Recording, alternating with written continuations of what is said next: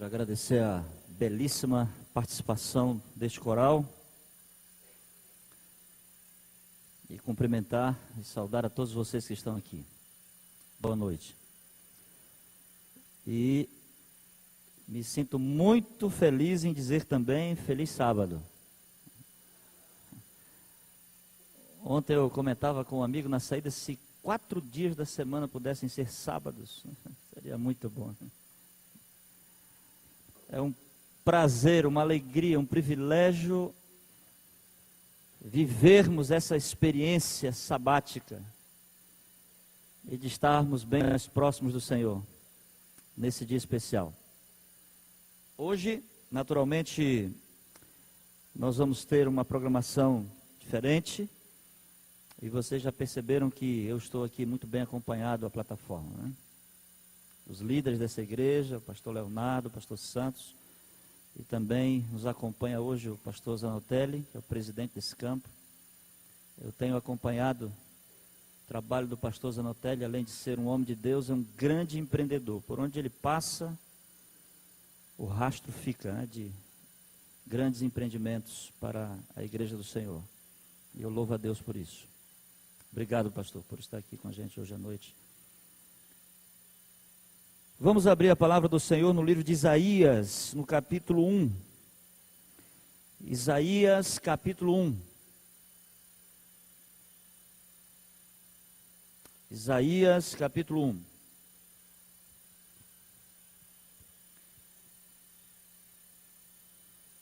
Eu pensei em mudar o tema do sermão desta noite devido à Santa Ceia, mas depois decidi não fazê-lo. Eu vou continuar naquilo que eu havia me programado. E em seguida a mensagem, nós teremos o privilégio de participarmos desta cerimônia tão especial, diferenciada, importante da vida cristã. Isaías capítulo 1. Vamos orar. Pai de amor, mais uma vez chegamos no momento em que vamos participar da Tua palavra, o pão espiritual. Queira, de forma bem clara, falar aos nossos corações. Que não haja dúvida no Teu propósito e na Tua mensagem.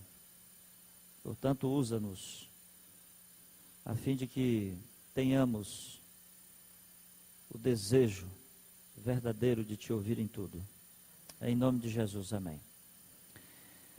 Vamos ler o verso 2 e o verso 3. Isaías capítulo 1, verso 2 e 3. A minha Bíblia diz assim: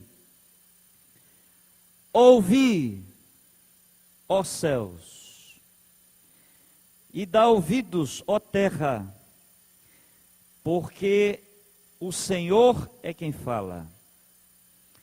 Criei filhos e os engrandeci, mas eles estão revoltados contra mim. O boi conhece o seu possuidor e o jumento o seu dono, o dono da sua manjedoura, mas Israel não tem conhecimento, o meu povo não entende. Meus queridos amigos e irmãos, aproximadamente 1.200 vezes na Bíblia, Deus chama a atenção do seu povo para que possa escutá-lo.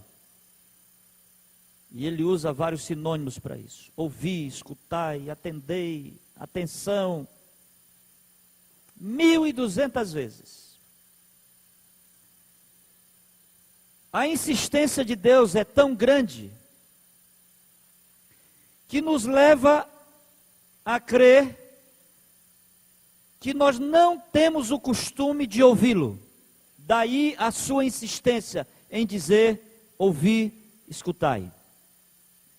Para maior entendimento nosso hoje à noite, eu gostaria de dividir essas duas palavras, ouvir, escutar, para que possamos ter uma melhor compreensão, mesmo que etimologicamente as duas palavras caminhem na mesma direção. Vou dizer que o escutar tem a ver com as propriedades desses aparelhos que temos aqui do ladinho do rosto, uns têm maiores e outros menores. E o ouvir tem a ver com a interpretação e aplicação que fazemos daquilo que nós escutamos. Isso para mais fácil entendimento. Então eu poderia dizer a vocês que nem todos que escutam, ouvem.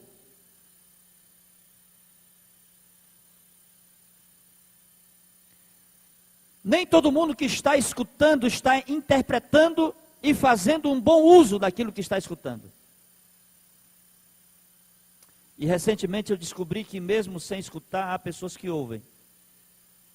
Eu estava com o meu irmão em um local lá na cidade de Belém do Pará, e ele me disse, mano, aquele rapaz ali é surdo, mas ele vai ficar chateado comigo, presta atenção. E aí o meu irmão colocou a mão na boca e começou a falar. E ele ficou valente, porque desconfiou que nós estávamos falando dele. E mesmo sem escutar, ele estava ouvindo. Por que será que não escutamos a Deus como nós deveríamos escutar? Por que será que não ouvimos a Deus como deveríamos ouvir? E eu vou dar aqui algumas razões porque nós não ouvimos a Deus. E depois vou dar alguns itens que deveria merecer uma extrema consideração de nossa parte no que tange a ouvir a Deus. Primeira razão, porque nós não ouvimos a Deus, é que nós nascemos com a síndrome da rebelião. Todos nós nascemos rebeldes.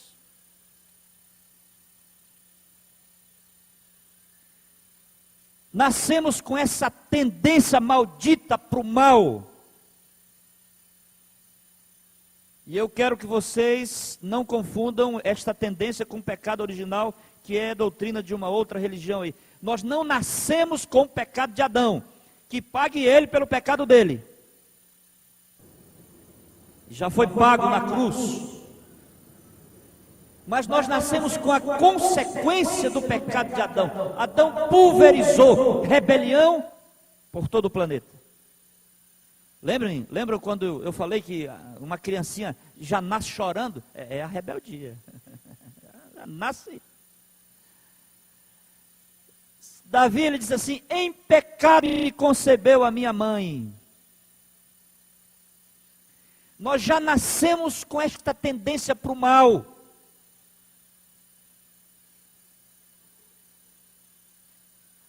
E essas criancinhas que vocês veem por aí, e que dizem que são as coisinhas mais fofinhas e lindas do mundo, e eu também acho, cuidado, são de altíssima periculosidade.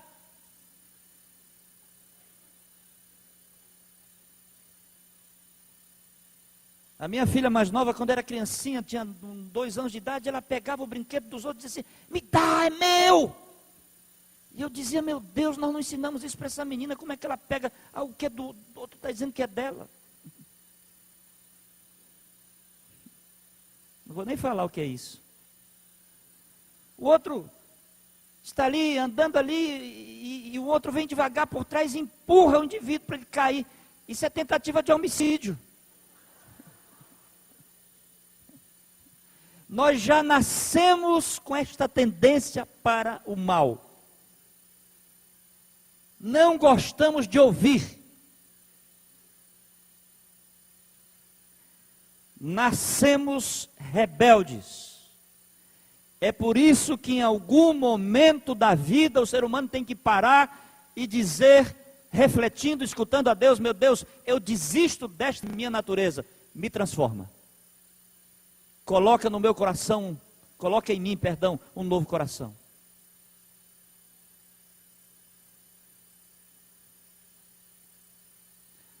Um garotinho quando começa a engatinhar, podem prestar atenção, a primeira coisa que ele procura é uma tomada para enfiar o dedo. Não é verdade? Um amigo meu me contou a história agora, há uns meses atrás, do filho E o filho ficava lá e já procurava os cantinhos e o dedinho é maior do que o buraquinho da tomada. Mas ele fica, e o pai chegava, batia na pontinha, não, não, não. E aí, ele me contou que o menino passava, ficava com o dedinho assim, olhando para ele. Querendo enfiar o dedo. Um dia ele disse assim para a esposa, deixa. Tomou um choque. E aí ele me contou que agora ele continua dando a voltinha na sala, mas quando ele chega na tomada, ele faz uma...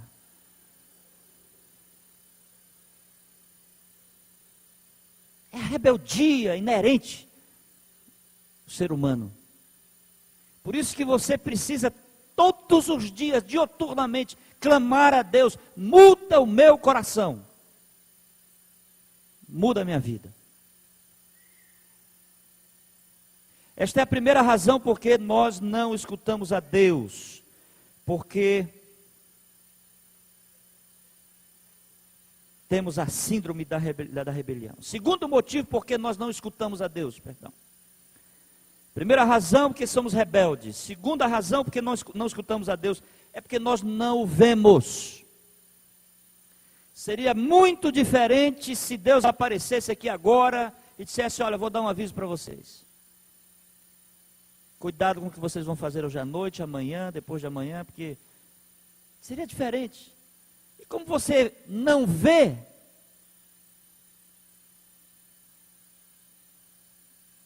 a visão nos ajuda a ter uma noção, uma consciência maior do que devemos fazer e de como devemos fazer. O fato de não vermos a Deus é uma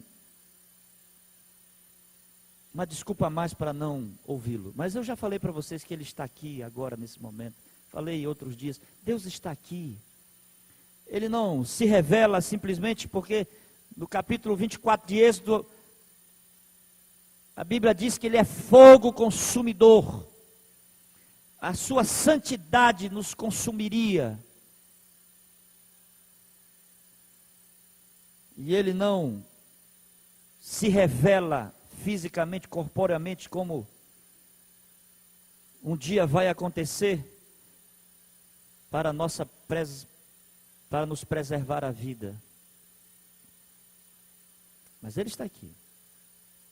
Ele não só está aqui, como está em qualquer outro lugar. Eu gosto muito daquela história que o pastor Bulhon andou contando pelo Brasil todo, acho que contou até nos livros dele, de um garotinho que estava deitado, o pai foi lá dar um beijinho no filho, como nós pais fazemos com os nossos filhos. Foi lá dar um beijinho no filho. Quando ele ia beijar o filho, o filho gritou, aí não, pai! Vai sentar em cima de Jesus, senta do outro lado, que Jesus está bem aí nesse lugar. Aí não. Nós precisamos colocar na nossa mente que o Senhor está aqui. Do seu lado. Não estou vendo, pastor, mas você pode senti-lo.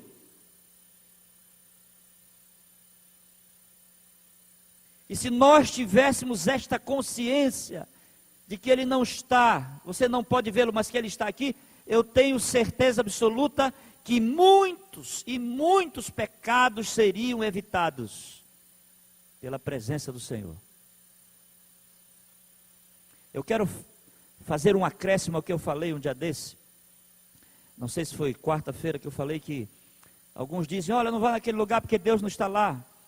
E eu expliquei que Deus está em todos os lugares, em todos, porque Ele não pode não estar, Ele é Deus. Mas eu quero acrescentar um fato que deve merecer a nossa consideração. Deus está porque Ele está em todos os lugares. Mas há lugares que você está sozinho, porque ali não estão os anjos do Senhor. Muito cuidado onde você vai. Muito cuidado aonde você entra. Muito cuidado com quem você está. Muito cuidado com o que você está fazendo. Deus está ali. A primeira razão porque não escutamos a Deus como deveríamos escutar é porque nós temos esta síndrome maldita da rebeldia. A segunda é porque nós não vemos a Deus. Mas isso não deveria ser um empecilho Porque nós estamos na sua presença. Nós estamos na sua presença. A terceira razão porque nós não ouvimos a Deus é porque nós não gostamos de ouvir ninguém realmente. Já ouviram aí tantas vezes um adágio bem popular que diz que se conselho fosse bom, era vendido, não era dado? Nós não gostamos de ouvir ninguém, nós achamos que o nosso estilo de vida é o ideal, que aquilo que nós pensamos é o certo, que as decisões que nós tomamos são as mais apropriadas para a nossa vida. E aí nós vivemos quebrando a cara, quase que todos os dias, exatamente porque não ouvimos. Olha, escute, se os filhos ouvissem mais os pais, não sofreriam tanto.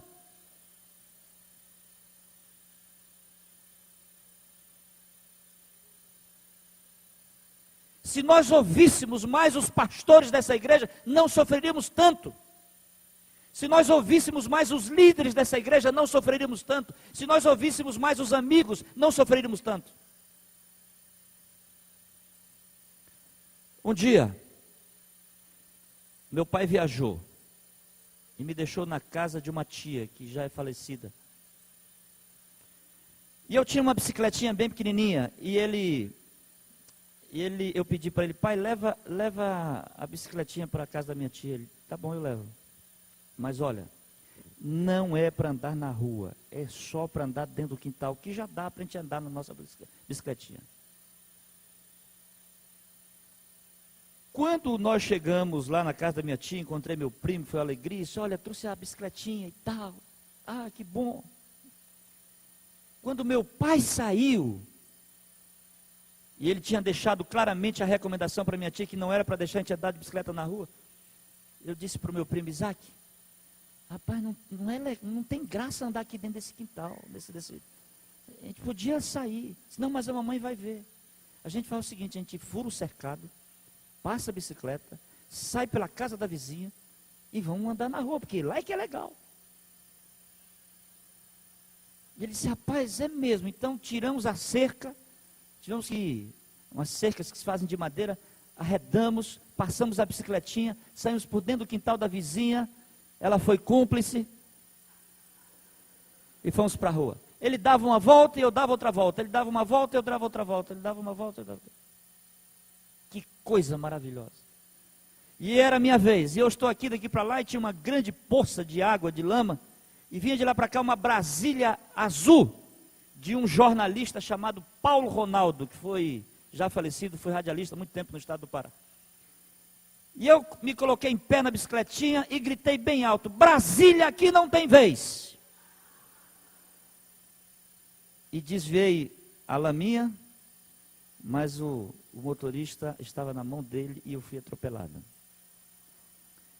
E meu pai, ele nos criou de maneira bem rígida. E eu tive uma fratura na minha perna. E eu fiquei preocupadíssimo, porque eu pensava: quando ele souber, ele quebra outra. Estou exagerando um pouquinho, mas ele era bravo. Criou os filhos sobre disciplina. E ele me levou para o hospital, e lá vem eu com a perna imobilizada. E eu falei para minha tia: tia, não diga para o papai que foi na rua. Ela disse: Ezequias, eu não posso, ele vai descobrir. Mas tia, ele vai me bater. Eu te garanto que ele não vai te bater. Te garanto. Tia, ele vai me bater. Ele não vai me bater na frente da senhora, mas quando chegar em casa eu vou apanhar. Senão ele não vai te bater, o teu pai não é louco. Chegou a hora fatídica, meu pai chegou, eu tremia, estava lá no quarto. Meu Deus, eu vou apanhar. Quando meu pai chegou, ele disse: onde está meu filho? E a minha tia disse assim: calma que ele está tudo bem. E meu pai disse assim: aconteceu alguma coisa com meu filho. Ezequias, calma, um carro aí bateu ele, mas ele está bem, tal. Ele foi lá: meu filho, o que foi, meu filho?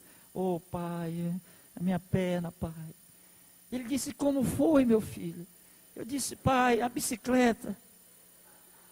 E ele disse, aonde, filho?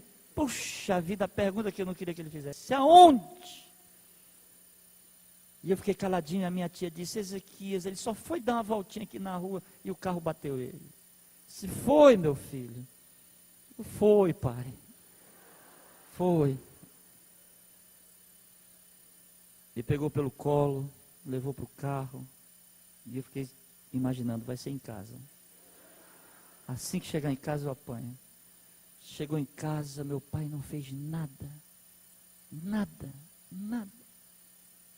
Eu não acredito. Nada, nem reclamou. Nada.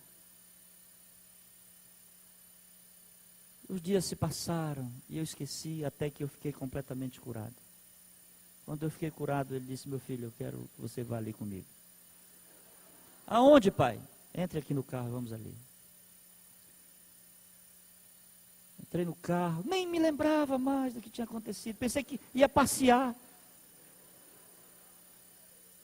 Ele me levou a uma barbearia, chegou com o barbeiro e disse assim, pele a cabeça dele, corte no zero. Hoje é moda, mas naquela época não. Era terrível, mandou cortar minha cabeça zero. Para você lembrar que quando seu pai fala, você deve escutar. E eu chegava na escola com a cabeça, eu não sei como é que vocês dizem aqui, cabeça pelada, é assim que dizem aqui, pastor? Como? Rapada, raspada. Os guris davam, lá a gente chama selo. Pá!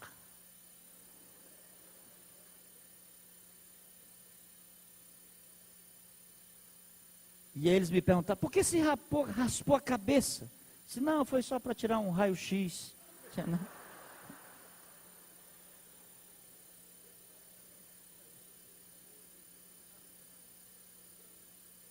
Se nós escutássemos mais, sofreríamos menos. Vou repetir. Se nós escutássemos mais, complete, sofreríamos menos. E se nós escutássemos ao Senhor, muito menor seria o nosso sofrimento. Muito menor. Muito menor. Às vezes nós culpamos a Deus por coisas que não é culpa de Deus. Aliás, nunca é. Estava em um funeral e a mãe gritava desesperada, pastor, porque Deus matou meu filho, pastor. Porque Deus matou meu filho, pastor. Você não pode, numa hora dessa, evocar a verdade. Mas a vontade que dá é de chegar com a mãe e dizer assim, minha irmã, Deus mandou o seu filho 3 da manhã para uma casa de show. Foi Deus que mandou. Foi Deus que pediu para ele beber. Foi Deus que pediu para ele brigar. Nós não escutamos a Deus porque nós não gostamos de ouvir. Se você quer ser feliz, escute mais, principalmente a Deus. Especialmente aqueles que querem o teu bem. Primeira razão é porque nós temos a síndrome da rebelião. A segunda razão é porque nós não vemos a Deus. A terceira razão é porque nós não gostamos de ouvir. Quarta razão, porque Deus não vê como vê o homem. Nós vivemos num mundo completamente diferente. E como o padrão de Deus é completamente diferente do padrão humano, nós achamos que o nosso padrão é o ideal e que ali está tudo bem e que dá para... Mas não, você não pode se guiar pelos seus padrões. Vou dar um exemplo aqui. Lembra-te do dia do sábado para o santificar. Mas, pastor, eu não estou entendendo, quer dizer que Deus quer que eu passe fome, que eu deixe de trabalhar um dia? O senhor está dizendo que eu tenho que perder o meu emprego para observar o sábado? Eu queria dizer para vocês e relembrar vocês que quando Deus fala aqui, através de Isaías, ele diz assim, ouvi, ó céus, e dá ouvidos, ó terra, porque é o Senhor quem fala. E eu já disse aqui nessa semana, que quando o Senhor fala, nós temos que fazer o quê? Obedecer sem resmungar e questionar. Porque obedecer parece estranho para você, mas é a voz de Deus.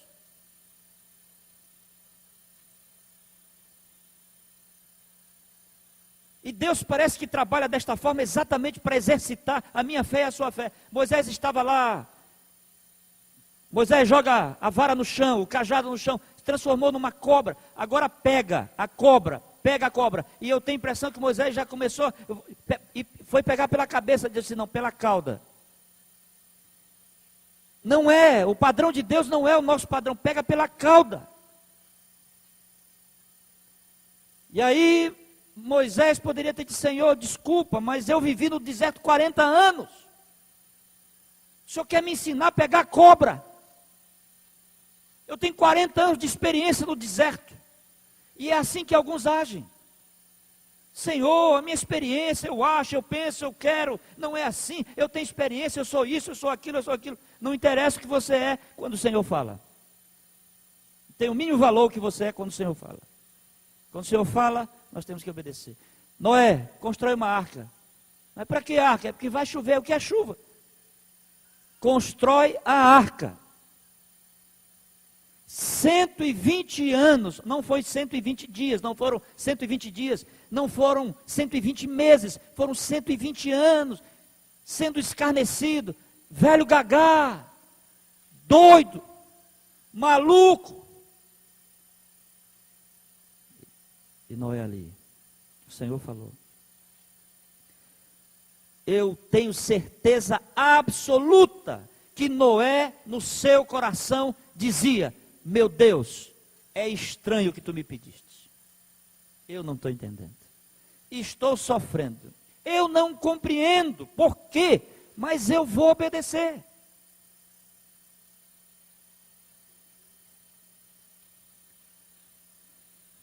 Sete voltas ao redor da cidade. Eu imagino. Ali, sempre há críticos que questionam. Por que isso? Por que aquilo? Por que? Eu não aceito e tal. É aquele que foi batizado no sal, no limão com vinagre, 2 pitadinhas de sal. Tem gente que nasceu de cara para o mundo, de cara para a vida, e é do contra. Se ele não fizer uma observação negativa, eu tenho a impressão que alguns começaram a reclamar. Por que 7 voltas? Por que não 3? Por que não só uma? Está achando que a gente vai ficar feito leso aí, andando, correndo? 7 voltas, o pessoal vai achar que a gente é maluco. 7 voltas.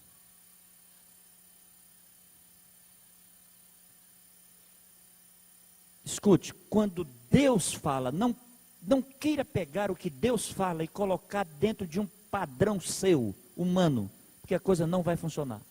A melhor coisa que você faz na vida é quando Deus fala, sem discutir. Deus não vive pelos padrões humanos. Os meus caminhos não são os vossos caminhos. E os meus pensamentos não são os vossos pensamentos. Quinta razão. Por que não ouvimos a Deus? A primeira é que nós temos o quê? Síndrome da rebelião. Segundo, porque nós não gostamos, não vemos a Deus. Terceira, porque nós não gostamos de ouvir. A quarta, porque nós não vemos como Deus vê. E a quinta razão, eu poderia dar outras, mas vou parar por aqui. A quinta razão é porque Deus não é imediatista. Se Deus fosse imediatista, eu duvido quem não o obedeceria. Pecou, disciplina imediata. Marido traiu a esposa. Deus chega com o marido e diz assim, agora o castigo é agora. 1 minuto sem respirar. E a próxima traída é 2 minutos. Quem é que trairia? Ninguém. Deus não é imediato.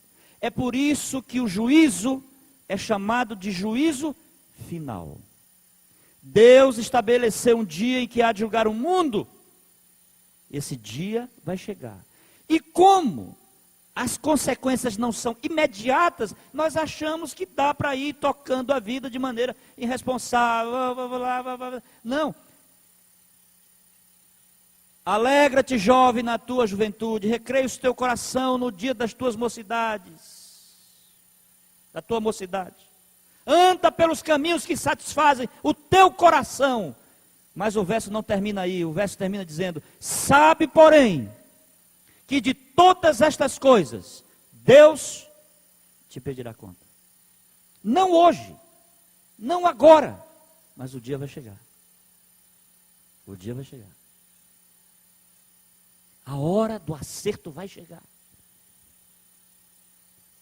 E como a coisa não acontece de maneira imediata, porque Deus não age assim, a gente vai, que nada, meu filho, não faça isso, meu filho, que nada, mamãe, meu filho, não vá para a festa, que nada, mamãe, todo mundo vai, mãe, para com isso, pai, para com isso, meu filho, vai para a igreja, pai, deixa de ser careta, pai, meu filho, não faça isso, pai, aí, olha, quando uma pessoa se perder, as pessoas que se perderão, elas não terão do que se queixar, porque elas venceram um batalhão, os pais, os amigos, os pastores, os anjos, o Espírito Santo, Jesus, Deus.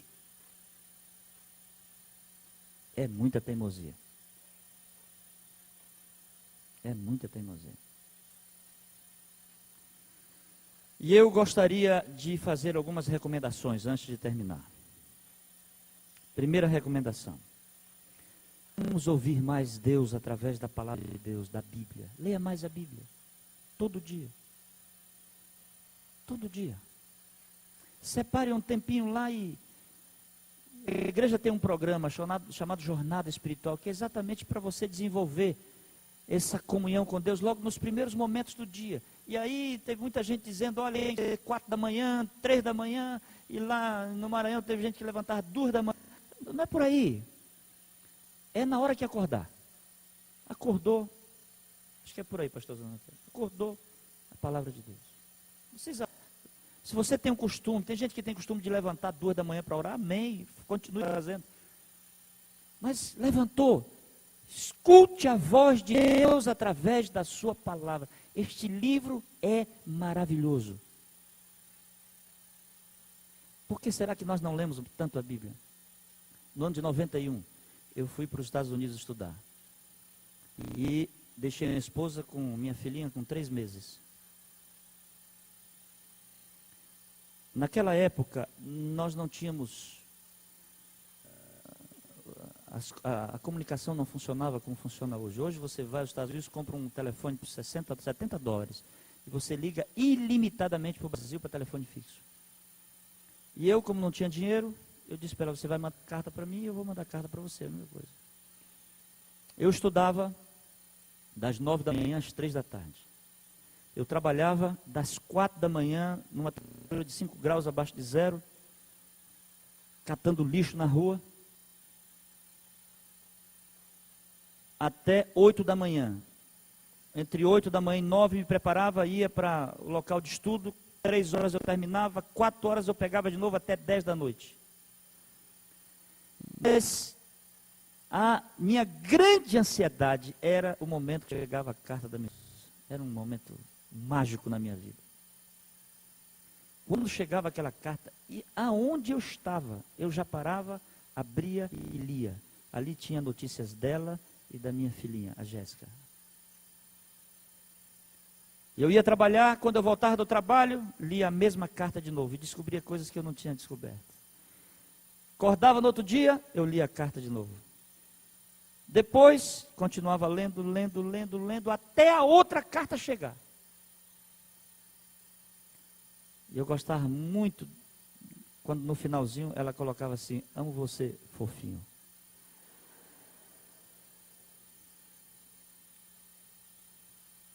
O que me fazia abrir tantas vezes a mesma carta que eu já tinha lido? O amor. Será que dá para você responder por que não lemos a Bíblia tanto como deveríamos? Será que já dá para responder? Recomendo a todos que escutem mais a voz de Deus através da leitura da Bíblia. Segunda recomendação. Vamos ouvi-lo mais quanto à obediência. ao que ele fala, ao que é imperativo. Não negocie, porque Deus não negocia. Ou é ou não é. Eu ouvi uma história e não sei nem se deveria contar aqui, mas o cidadão estava em dificuldades e alguém se aproximou para tentar livrar aquela situação, aquele cidadão das dificuldades, e o indivíduo do lado aqui estava firme, errou, vai ter que pagar, e o cidadão disse: olha, vamos fazer o seguinte, vamos amenizar a situação aqui, em vez de você fazer assim, faça assim que isso aí você vai me ajudar. E a pessoa do lado daqui disse assim: doutor, vamos fazer o seguinte então, ou a gente faz tudo certo ou tudo errado. E aí o indivíduo perguntou: e tudo errado é quanto? É tanto. Não é assim com Deus. Não temos que ficar negociando. Senhor, vamos fazer o seguinte, eu vou ao emprego na sexta-feira à noite, mas no sábado eu não vou. Não é por aí. Não é trabalho, eu só vou lá ficar supervisionando e olhando. É trabalho.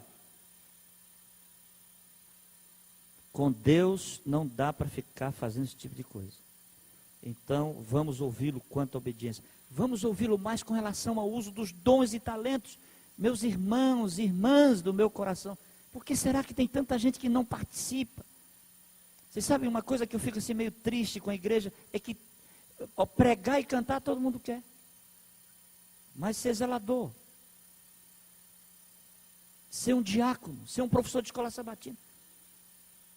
Às vezes, como presidente de campo, eu sou abordado por pessoas que querem cantar, pastor, eu quero cantar. Eu não vejo essa agonia toda para dar um estudo bíblico. Pastor, eu quero dar um estudo bíblico, me arranje, senão eu morro. Se não me arranjar uma casa para dar um estudo bíblico, eu vou morrer. E eu sou pressionado quando tem programa: pastor, eu quero cantar. Calma. Um dia eu estava numa campal no interior do norte do Brasil. Na hora do sermão, entrou uma: pastor, eu quero cantar no seu apelo. Eu olhei para ele assim, o Espírito Santo falou: esse rapaz não canta nada.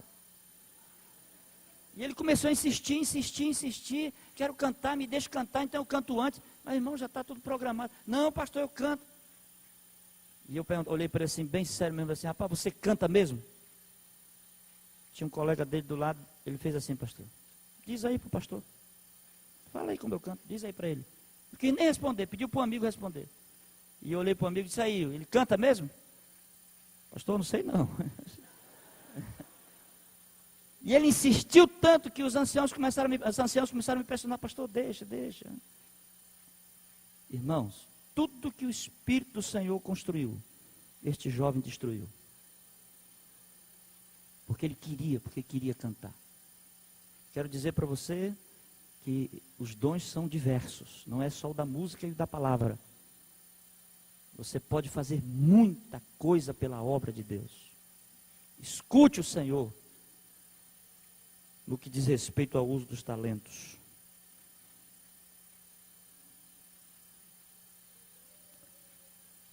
Meu irmão, será que não está na hora da gente escutar um pouco mais a Deus? E eu queria que você escutasse ao Senhor quanto ao amor que Ele sente por você. Ele te ama muito e me ama também. E neste momento de cerimônia que vamos ter aqui, tão importante, esta cerimônia tão maravilhosa da Santa Ceia, será que não seria a hora de dizer: Senhor, eu quero fazer o que o Senhor deseja. Eu não só quero ser perdoado hoje à noite, mas eu quero ser transformado. E eu quero viver à luz do Teu Evangelho. Peça que eu faço. Peça que eu faço. Mande que eu obedeço. E eu termino contando uma experiência, eu sempre termino contando alguma experiência. Quando eu casei, a minha esposa começou a dizer assim para mim: filho, deixa o bigode crescer. E eu disse, filha, eu não gosto de bigode. Não, mas deixa o bigode crescer, você vai ficar bonito, muito mais do que você já é. Não, mas eu não gosto de bigode. Eu não vou deixar o bigode. Não, deixa o bigode crescer. Não, eu não gosto. Não, mas deixa. E exatamente nessa viagem que eu fiz para estudar fora do Brasil, eu disse, eu vou fazer isso. E lá eu deixei o bigode crescer. Quando eu cheguei no aeroporto em Manaus, a Rizomara me procurando, digo, ei, olha aqui, sou eu. Sou eu. E ela disse, puxa, mas como ficou bonito e tal, e tal, e tal, foi a coisa mais maravilhosa do mundo. Pastor Zanotelo, acho que me viu algumas vezes, eu usei bigode mais de 10 anos. Até que um dia, a minha esposa chegou comigo e disse assim, filho, eu queria te fazer um pedido.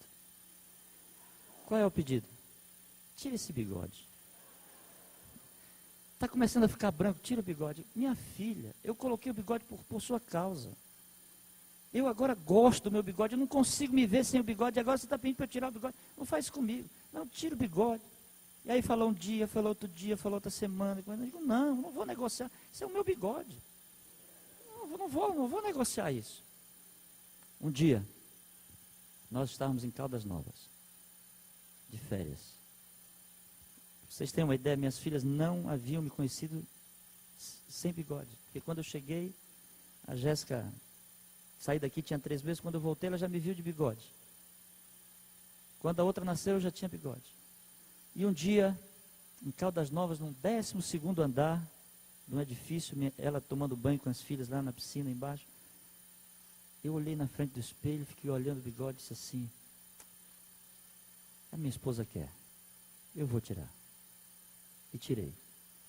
Quando eu cheguei na piscina, a minha filha mais nova, Janine, ela chorava, agarrada ao pescoço, pai, tá feio, pai, tá horrível, pai. Sabe, eu não sei se isso vai acontecer, mas eu estou achando que um dia pode acontecer, ela chegar comigo e dizer assim, filho, queria te fazer um pedido. Deixa o bigode crescer. E se ela pedir, sabe o que eu estou achando que vai acontecer? Eu vou fazer. Quando você ama, você faz. Quando você ama, você faz. Você ama Jesus? Hoje à noite Ele está pedindo o seu coração. Ele quer o seu coração. Ele quer renovar a sua vida. E que esses símbolos nos ajudem a tomar a maior decisão da nossa vida nesta sexta-feira. Que Deus nos abençoe. Amém.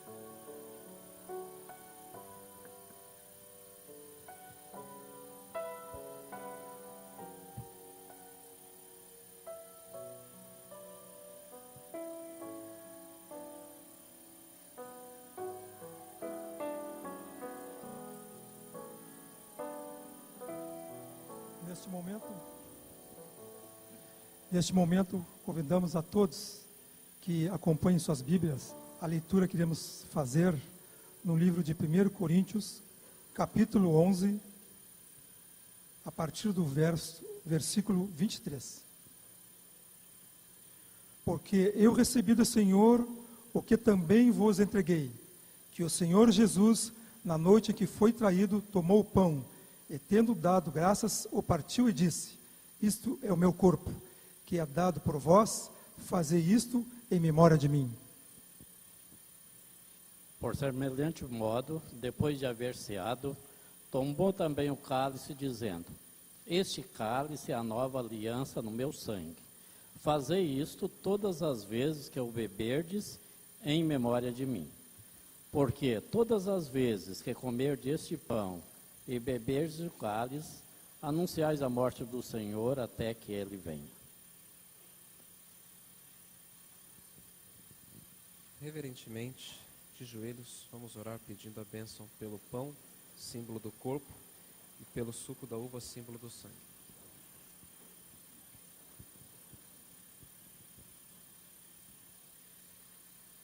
Santo e querido Pai que habita nas alturas do céu, louvado e glorificado seja o Teu nome, por tudo aquilo que Tu és, por tudo aquilo que o Senhor tem feito e ainda fará em nossas vidas. Obrigado por essa semana tão abençoada que tivemos ao Teu lado, obrigado pelas lições que aprendemos, obrigado pelo perdão oferecido e obrigado porque nessa noite temos o privilégio de, através desses símbolos, renovar a nossa aliança contigo. Queremos suplicar, Pai, que o Senhor aceite este pão, símbolo do corpo de Cristo, que foi moído por nós na cruz, para que pudéssemos hoje ter a certeza e a esperança da salvação em Teu Filho. Que o Senhor possa abençoá-lo e que Ele possa nos perdoar os pecados, nos purificar para uma nova vida contigo. Santo Deus, também humildemente agradecemos a presença Tua entre nós e pedimos que aceites esse suco de uva que aqui temos, representando o sangue que Cristo derramou por cada um de nós na cruz. Te pedimos que possamos ouvir, escutar a voz do Teu Espírito Santo e compreender o amor imensurável que Tens por cada um de nós. E possamos, no momento em que tomarmos em nossa mão esse cálice e bebermos este suco representando o Teu sangue, compreender mais acerca desse amor e pela fé aceitar o Teu sacrifício pela nossa salvação. Isso nós te pedimos não porque nós o mereçamos, mas em nome do Teu Filho Jesus Cristo. Amém.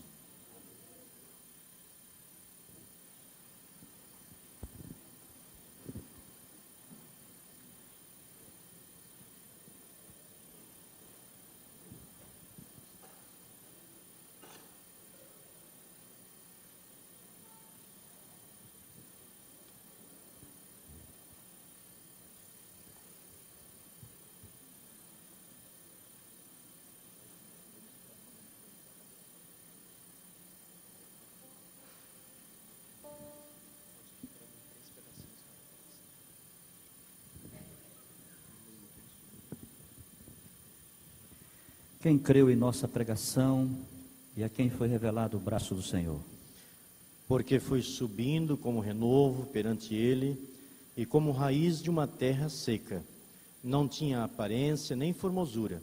Olhámo-lo, mas sem nenhuma beleza havia que nos agradasse.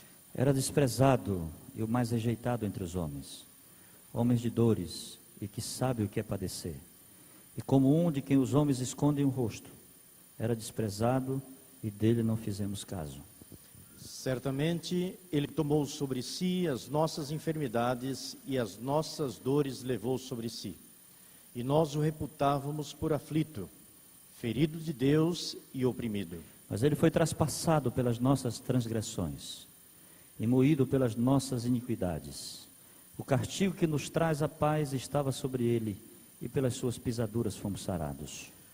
Todos nós andávamos desgarrados como ovelhas. Cada um se desviava pelo caminho. mas o Senhor fez cair sobre ele a iniquidade de nós todos. Por isso, por juízo opressor, ele foi oprimido e humilhado, mas não abriu sua boca. Como cordeiro foi levado ao matadouro, e como ovelha muda perante os seus tosqueadores, ele não abriu a boca.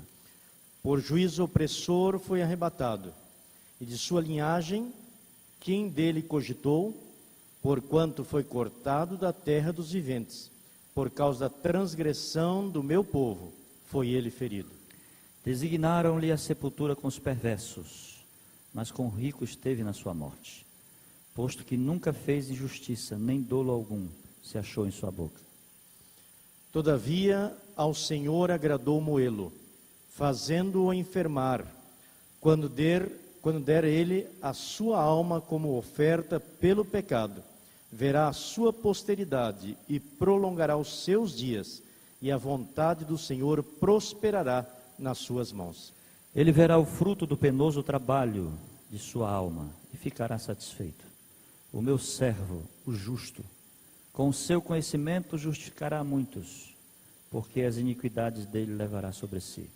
Por isso eu lhe darei muitos como a sua parte, e como os poderosos repartirá ele o despojo, porquanto derramou a sua alma na morte, foi contado com os transgressores. Contudo, levou sobre si o pecado de muitos, e pelos transgressores intercedeu. Aqueles todos que lavaram os pés, por favor, fiquem em pé. Você vai receber agora o pão e o vinho, mas espere para todos nós participarmos juntos.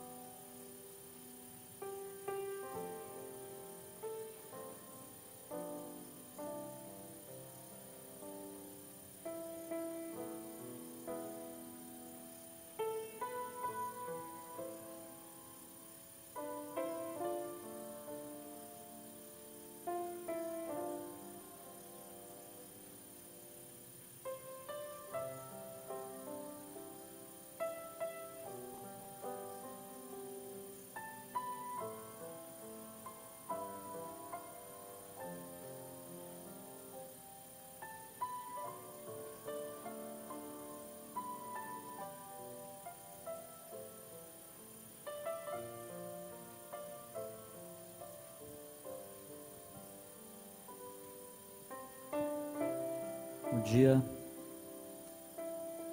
Satanás apareceu para Lutero e começou a escrever na parede os seus pecados. Para cada pecado, um deboche. Em determinado momento, o inimigo de nossas almas parou e Lutero perguntou: já escreveu todos os pecados? Ele disse: ainda não, tem mais. E continuou escrevendo. Depois parou e Lutero perguntou: terminou? Sim, terminei. E Lutero disse a Satanás: então, escreva debaixo de todos esses pecados o seguinte: o sangue de Jesus Cristo, seu Filho, nos purifica de todo pecado. Nós seremos perdoados, lavados pelo sangue do Senhor Jesus Cristo. Esse perdão será real na sua vida e na minha vida. E estaremos prontos para recomeçarmos. Para recomeçarmos com Jesus no nosso coração. Ele é o nosso guia, é o nosso amigo, nosso protetor.